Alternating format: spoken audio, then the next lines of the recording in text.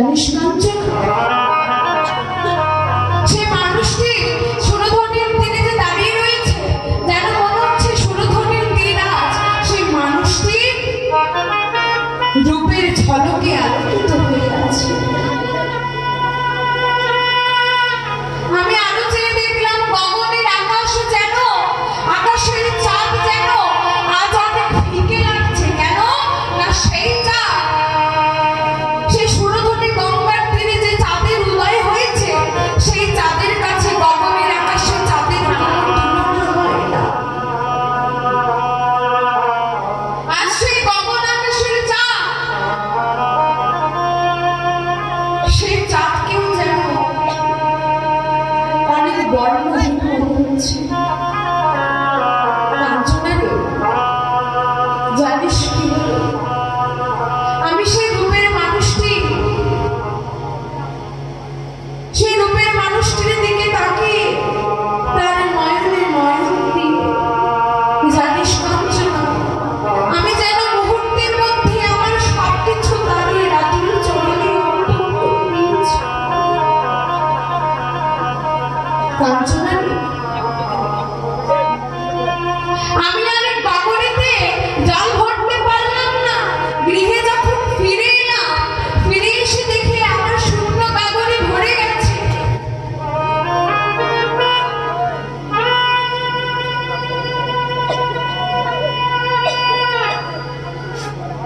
গৃহে ফিরে এসে দেখে আমার শূন্য গগনে ভরে গেছে। ভেবে দেখলাম, আমি তো সেই নদী থেকে জল আনিনি, তাহলে কলসিটা ভরল কি করে? মহাজন বললেন যে বিষ্ণুপ্রিয়া, তুমি সেই সুরধনির গঙ্গার তীরে জল আনতে গিয়েও আনতে পারোনি ঠিকই, কিন্তু তোমার কলসিটা কিসের জলে ভিজে গেছে জানো? কিসের জলে ভরে গেছে জানো? যেন নয়ন জলে